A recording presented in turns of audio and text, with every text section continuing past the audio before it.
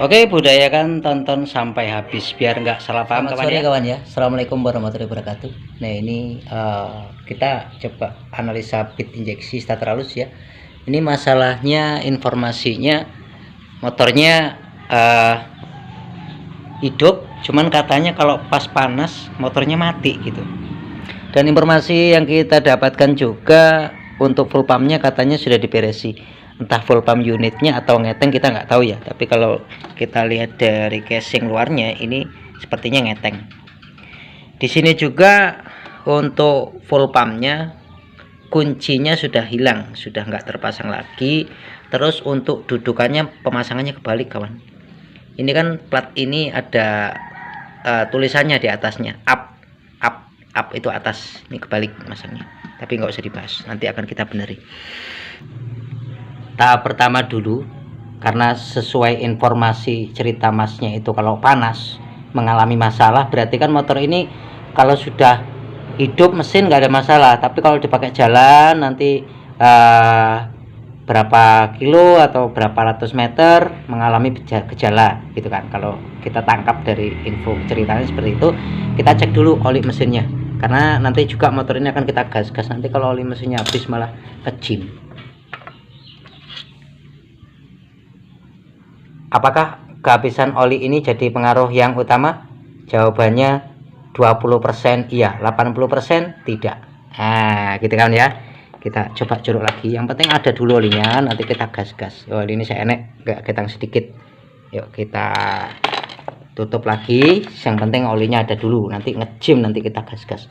Poin kedua, kita hidupin motornya. Sebelum kita hidupin motornya, kita perhatikan, kita kunci kontak. Lampu mil ini berkedip aneh enggak? Sekarang kita hidupkan motornya. Nanti ketika panas, apakah reaksi yang terjadi di lampu mil, apakah ada kerusakan, kita hidupin. Yang penting olinya ada dulu. Kita gas sekarang. Berarti logikanya kalau panas mati, seharusnya ada titik aneh di bagian sistem atau kotoran bahan bakar minyak. Tapi informasinya full pumpnya udah diganti kan gitu. Nanti kita periksa semuanya. Ini poin kedua. Kita gas. Perhatikan apa yang terjadi di lampu milnya. Kita bayangkan seakan-akan motor ini jalan kenceng, panas, dan jauh.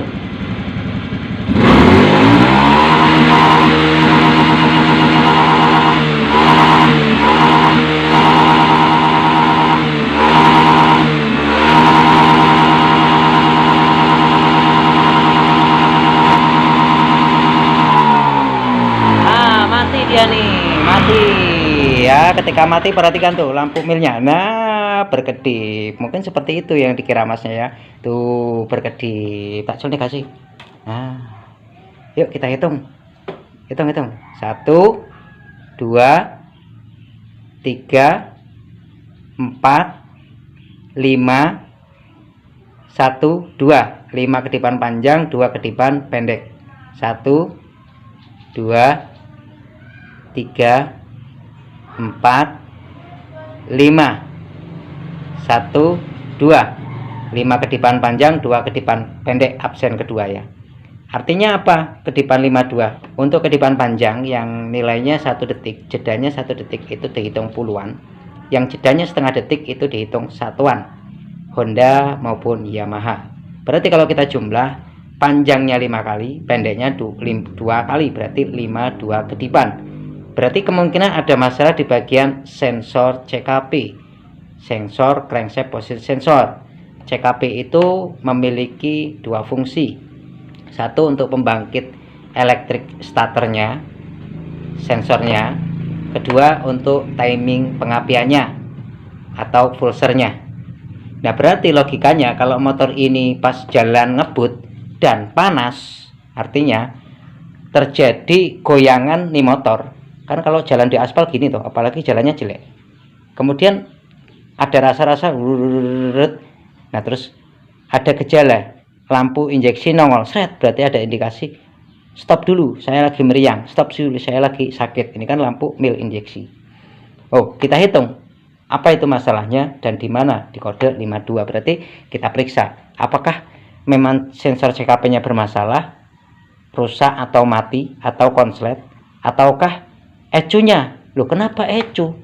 Begini, sensor CKP itu ada inputan arus dari ECU dan ada konstruksi kerjasama dengan ECU.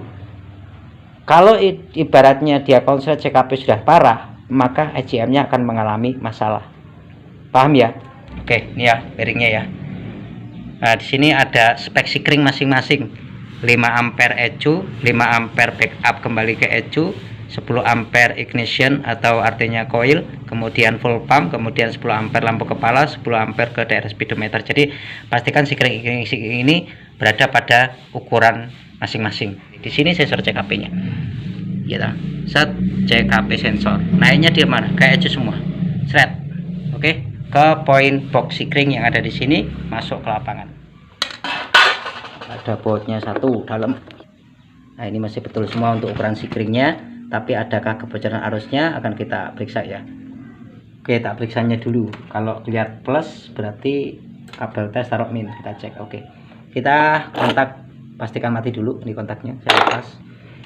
25 ampere arus standby 12 volt masuk ke relay utama. Untuk listrikan pastikan aman, standby dulu. 5 ampere ECU pastikan standby dulu. 5 ampere backup pastikan standby dulu sebelum dikunci kontak. Aman ya. Setelah itu 10 ampere berikutnya yang triple 3 ini harus mati dulu sebelum dilakukan kunci kontak, berarti tidak bocor. Sekarang akan kita kunci kontak, harus ada semua nih arus. Kalau sudah, kita masuk pemeriksaan yang kita bahas tadi. Oke, ada arus, berarti di sini tidak ada kebocoran untuk arus. Selesai. Kemudian langkah berikutnya kita periksa tekanan full pumpnya ya, karena full pumpnya itu kan promosinya baru, cuman kan kita nggak tahu nilai tekanan berapa yang di motor ini. Yuk kita masuk ke tekanan full pump.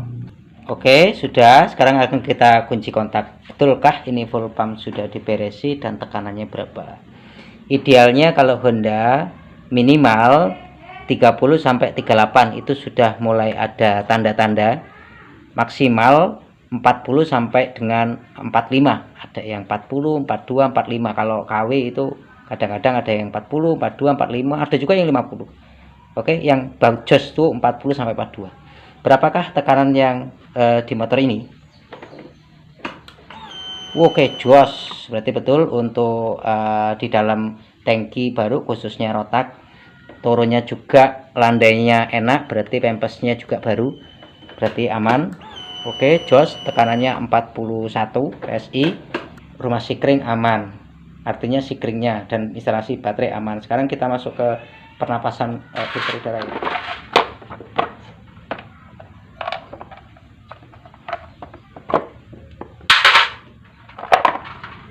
Oh, kalau filternya habis dibersihkan. Oke, berarti filter aman lah ya. Oke, sekarang setelah pernapasannya atau paru-parunya sudah diperiksa, kalau belum beres ya diberesin dulu. Posisi yang kita bahas tadi, yang ketika motor panas mengalami masalah, itu sensor CKP ada di daerah magnet, tapi kita lihat dari sebelah kiri mesin, di bawah box filter. Anda bisa lihat di sini. Oke, saya goyang-goyang kuping saya. Sudah ada legoan sentuhan daripada kabel yang menyentuh di bagian dinding mesin. Jadi alhasil ketika motor ini jalan, kabel ini berada di posisi mesin yang panas. Ada kemungkinan efek jangka panjang kabel itu akan meleleh, terkelupas. Dan setelah terkelupas terjadi percikan bunga api yang besar dikala putaran mesin yang tinggi. Dikala mesin yang bereaksi panas, itu akan terjadi percikan dan akhirnya mati. Jadi pembayangan orangnya kalau motornya panas mati, padahal ada percikan di bagian perkabelan sini. Kalau kita lihat dari sisi sebelah kiri. Oke, di sini letak soket sensor CKP-nya. Jadi langganan memang, jadi kalau di sini sudah dibenahi memang harus diangkat. Kalau tipe motor sekarang sudah di cover pendingin. Oke, ke sebelah sisi magnet. Nah, untuk letak daripada sensor CKP-nya ada di dalam spool sini. Jadi di dalamnya magnet, sensor CKP gandeng dengan spool. Kalau dibiarin kasus 52 CKP akan bikin ECU mati. Ini loh namanya ECU. 1.000.000 sekian, hampir mendekati 1.500.000. Oke, otaknya dari starter, dari pengisian, dari sistem di situ semua. Setelah kita perhatikan di sebelah sana, ini Anda perhatikan juga dari sebelah sini di box filternya. Maka tadi box filter nggak saya lepas dulu. Di box filter ini ada lingiran. Lingiran ini untuk efek jangka panjang akan ngerusak kabel, bisa bikin kabel putus. Tuh, kabelnya tergores sampai kabelnya jeru. Nah, ini kalau dibiarkan terlalu lama, kabel yang di sini akan terputus dengan gesekan lingiran ini box filter. Jadi ini harus kita ratakan. Mau di karter boleh, di gergaji besi boleh, di gerinda boleh. Lingirannya ini tak lepas dulu boxnya nanti biar kelihatan. Oke, udah tak buka ya box filternya. Kalau kita lihat throttle bodinya udah dibersihin nih. Ini soket sensor CKP nya yang besar ini. Kalau yang kecil soket sensor O2 sensor atau oksigen. Nah, soket yang gede ini soket sensor CKP, ada kabel 6, ada min, ada plus, kemudian ada VCB nya atau pulsernya, kemudian ada hole 1, hole 2 dan hole 3. Kita lihat di sini dia sudah nyentuh lama, tidur lama, nyenyak di sini, tergores di sini.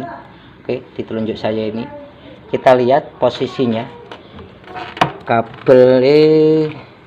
Oh iya kawan, walah iya kegores teh, tuh kegores tuh, lihat tuh, nah kelihatan tuh,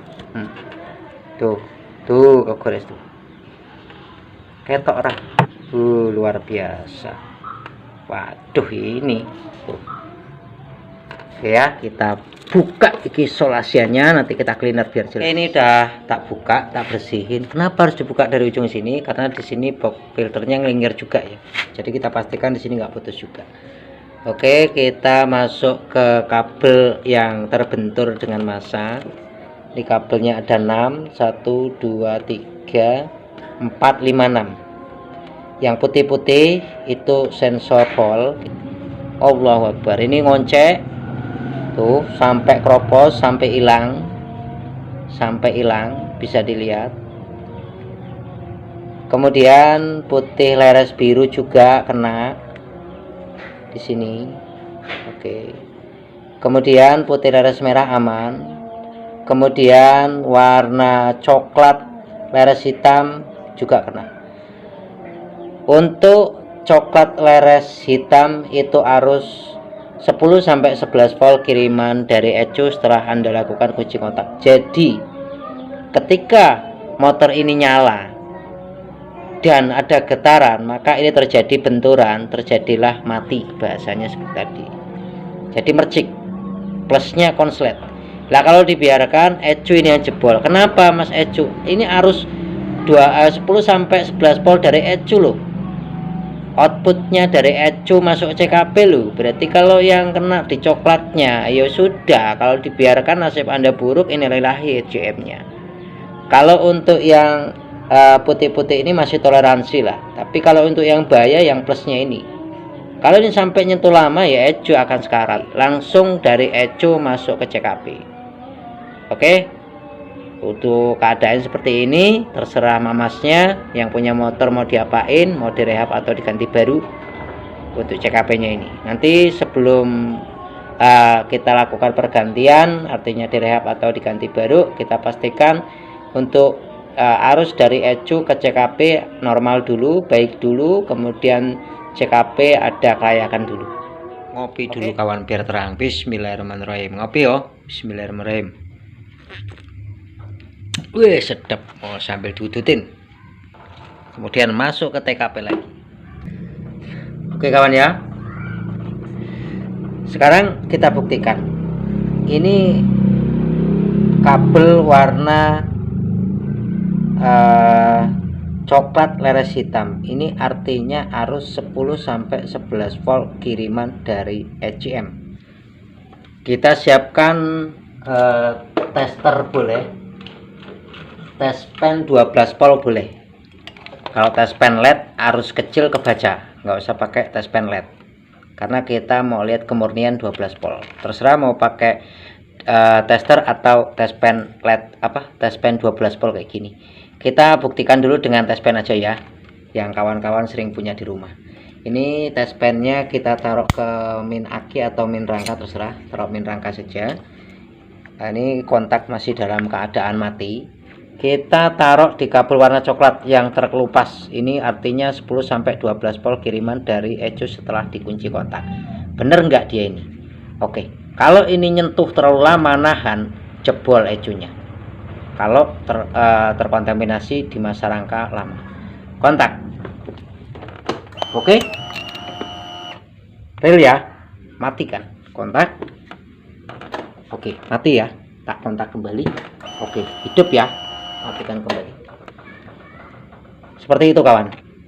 Lawang di bagian CKP ini nggak ada sikringnya sendiri, nggak ada sikringnya. CKP ini nggak ada sikringnya. Ya kalau nyentuh bunuh diri dia langsung seret gitu. Misalkan ini atom ya, ini atom nih, di atom. Nah, posisi kunci kontak on, motornya jalan, ini nyentuh terus, jebol ecunya. Kalau yang masih putih-putih atau sensor hall toleransi lah dia. Yang ngeri itu yang coklat sama yang PCB pulser ini, biru leres kuning. Wah, jebol, ngeri. Oke, sekarang kita buktikan benar nggak dia arus itu 10 sampai 12 volt. Kita setting di DC 20 volt DC, 20 volt DC ya. Kena panahnya. Berapa angkanya, masanya tak jepit biar gak goyang ya. Masa tester taruh di masa rangka, masa aki boleh. Ini yang terkelupas coklat 10-12 volt. Kita buktikan tadi dengan lampu pelentong. Boleh Anda pakai itu atau pakai tester kalau Anda penasaran kabelnya, karena kita juga butuh kemurnian arusnya. Berapa volt arus ini yang keluar, karena harus arus ini 10-11 volt. Kalau di bawah itu maka CKP pun tidak akan bekerja dengan baik. Jika arusnya hanya ketemu 5 volt ya kurang supply power itu CKP. Jadi real kiriman dari ecu coklat ini 10-11 volt. Kita kontak. Oke, berapa angkanya? 11, sekian volt. Matikan. Oke, kontak kembali. Oke, 11 sampai sekian volt. Apabila kita ukur kabel coklat ini hanya ketemu arus di bawah 10 volt, di atas 3 volt, ya kurang supply CKP-nya. Oke ya, paham ya? Jadi alangkah bahayanya kabel coklat ini untuk ACG semua matic-nya Honda. Sekarang akan kita buktikan sekali lagi menggunakan tool CKP agar Anda dan kami pribadi tahu untuk pola kerjanya. Keadaan dia. Oke, tak nyalain. Oke, seperti itu. Mesinnya nyala, harus bekerja semua. 1, 2, 3 dari hole-nya, kemudian pulsernya. Kemudian tak starter. Oke, gitu ya cara kerjanya. Dia nyala semua. Ya, jadi kalau sensor hole-nya ini mati, kabelnya satu mati, atau di daerah kabel antara hole 1, hole 2, hole 3 ataupun pulser ataupun 12 voltnya mengalami gangguan nyentuh dengan bor, maka lampu indikator akan mati dan hasil laporan ecu akan menggagalkan sistem. Misalkan yang pulser mati, saya tutup tes, maka motor akan mati. Nah, kalau seperti ini berarti sensor CKP masih bisa digunakan, tapi terserah orangnya mau diganti atau mau ditempel. Ya kawan ya, seperti itu untuk cara kerjanya. Oke, kita lepas dulu ya. Ini coba kita rehab dulu, kita coba rundingan, kita coba usahakan dulu, kita lepas untuk soketnya. Oke, sudah kita lepas. Sekarang tinggal proses rehab kabel. Oke, usahakan dalam proses penyambungan kabel disolder ya kawan ya, karena di sini titik rawan, titik panas, titik air ngumpul di sini. Kemudian pastikan aki plusnya terlepas. Oke, ya, sudah terlepas. Kenapa? Karena dalam proses penyambungan atau pensolderan yang kita berisi dari ecu, takutnya kita lupa matikan kunci kontak dan sebagainya, ini nyentuh. Gitu ya, baru selongsong panasnya akan kita masukkan, baru nanti kita finishing dengan pensolasian seperti ini. Untuk selongsong bakarnya ya, pakai solder. Ini sudah tak selongsong bakar seperti ini biar airnya nggak masuk, kemudian tutup solasi. tak tutupnya dulu. Oke, sudah kita solder, kita kasih isolasi panas, kita tambah isolasi kabel. Setelah itu tinggal pemasangan box filter. Box filter tempat yang lingkiran tajam kabel tadi sudah diratakan ya, jangan lupa diratakan. Setelah itu kita pasang box filter dan kita talitis supaya kabel ini ngangkat, tidak nyentuh dengan besi kembali. Oke ya.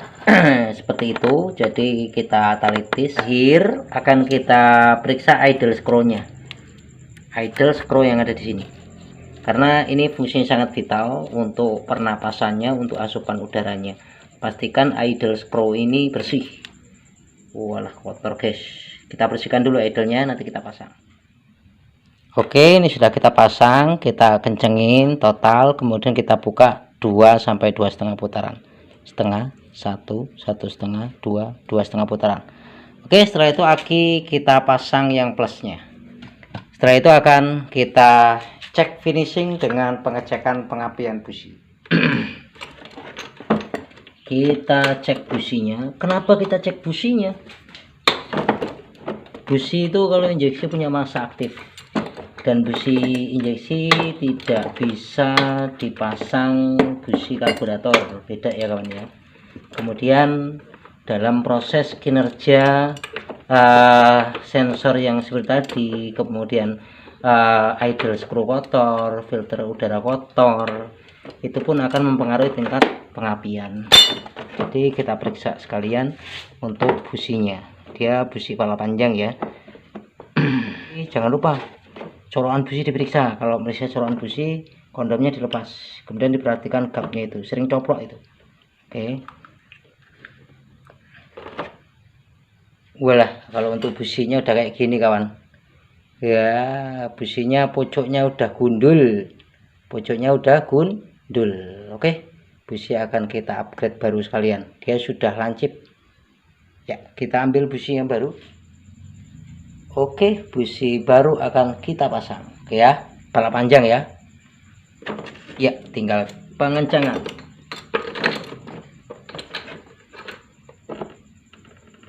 Oke, alhamdulillah beres. Pasang, tutup businya kawan. Diperiksa jangan sampai coplok,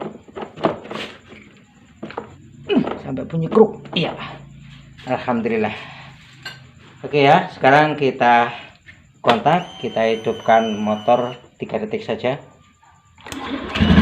Oke, 1, 2, 3. Oke, matikan. Sekarang akan kita cek untuk keadaan ECM-nya, karena dengan keadaan CKP yang seperti itu, kalau eco-nya panas bahaya. Kita kunci kontak on. Oke, nyala ya. Kemudian kita raba, kalau kita nggak ada alat suhu kita raba, kita nikmati pakai indera rasa. Oke, adakah titik-titik aneh ketika kontak on? Panas, hangat, ini nggak boleh panas. Kalau panas itu ciri-ciri gejala ecu mulai jebol, atau nanti kalau sudah jebol konslet kemudian mati.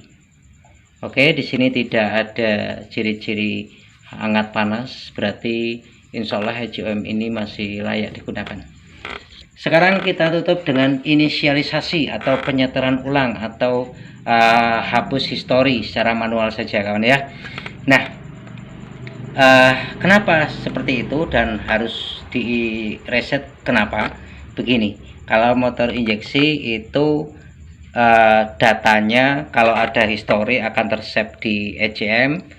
Kalau histori tidak dibuang akan bikin program delay dan kinerja motor pun akan mengalami gangguan kurang nyaman. Kemudian penyetelan kalau masih berantakan juga program ini akan mengalami masalah. Oke ya, jadi akan kita hapus dulu historinya secara manual, kemudian setting TP dan setting mode. Pastikan kunci kotak mati dulu ya, ini tak matiin. Ambil tutup soket DLC, masukkan soket DLC nya atau pakai cemiti, sudah pernah kami buatkan informasi. Kemudian naik ke panel, diperhatikan di sini ada nggak historinya. Kalau ada histori dihapus dulu. Kalau kita lihat dari kejadian tadi pasti ada histori kunci kontak. Kita hitung historinya. 1, nah kode 12, 1, 2, 3, 4, 5, 1, 2. Nah, kode campuran 12 injektor dan 52 CKP. Kita hapus dulu untuk data kerusakannya. Histori sudah kita ketahui, matikan kunci kotak. Situ pastikan kencang. Ya, sekarang kita kunci kontak. Oke, tahan dulu. Oke, sampai dia berkedip, cabut 3 detik, pasang kembali. Oke, 3 detik, matikan kunci kontak, cek. Oke, harus diam. Kalau diam berarti sudah sukses. Kemudian kita lakukan setting TP atau setting throttle body. Pastikan soket masih terpasang, kontak mati dulu. Kita masuk ke sensor EOT, soketnya kita ambil, kita lepas. Soketnya agak keras sih bro, melepasnya ini. Oke, sudah kita lepas soketnya, kemudian kita masukkan cemiti. Seperti ini untuk setting throttle body. Pastikan standar samping naik. Setelah itu akan kita lakukan kunci kontak on. Oke, hitung 5 detik sampai ini berkedip-kedip. Setelah itu kita cabut cemitinya. Cabut, iya, biarin saja, naik speed dulu. Kalau dia sudah berkedip cepat seperti ini berarti setting TP sukses. Paham kawan ya? Kalau sudah, kita matikan kunci kontak, kemudian soket EOT kita masukkan. Klik. Setelah itu kita lakukan setting mode atau untuk penyetelan ulang untuk program EJOM-nya supaya dia tertata kembali. Soket masih terpasang, kemudian kita tarik gas penuh. Ini gas penuh ya, perhatikan sampai dia masuk mode 1. Oke, kedip cepat, kita lepas, kita ambil data 1, selesai. Oke ya, selesai setting mode. Sekarang kita cabut soket DLC nya. Ya, soket DLC sudah tercabut, sekarang tinggal nyetel RPM. Kita starter. Itu kalau di scanner proses penyetelan dan inisialisasi ya. Oke, nah seperti itu. Sekarang kita setel idle screw-nya. Memang kalau injeksi awal hidup mesin tinggi dulu ya, kemudian berapa detik dia akan ambles lagi. Player dikit. Oke, kalau kita kencengin berarti RPM akan rendah, kalau kita kendorin RPM akan tinggi. Kalau tadi histori tidak kita buang, tidak kita setting TP dan setting mode, rasa motor nggak enak sama sekali. Walaupun full pump baru, injektor baru, sensor TP baru, semuanya baru, tapi tidak ada proses penyetelan ulang. Kalau HP itu harus dilakukan penataan ulang. Oke, sudah beres, tinggal kita lakukan playeran. Ini sudah kita benerin lagi, yang tadi sudah yang tadi kebalik ya. Setelah itu oli mesin yang tadi habis tinggal sedikit sudah kita ganti baru pakai AHM oil. Ini tadi yang nggak ada kuncinya, kita talitis. Oke kawan ya, sudah enakan, sudah nyamanan, beda rasanya. Oke, tinggal kita player, kemudian kita tahan sampai mesin panas. Adakah reaksi aneh, kemudian test drive, selesai. Oke, sudah dipasangin semua ya.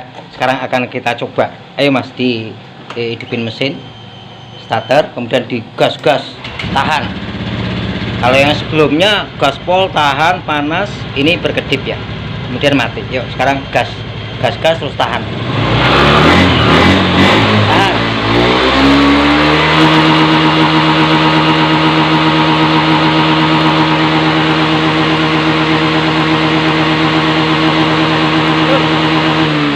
Gas lagi, full. Sip, remah. Alhamdulillah ya kawan ya, beres ya. Kalau ini ekonomis. Selesai, sudah beres semua.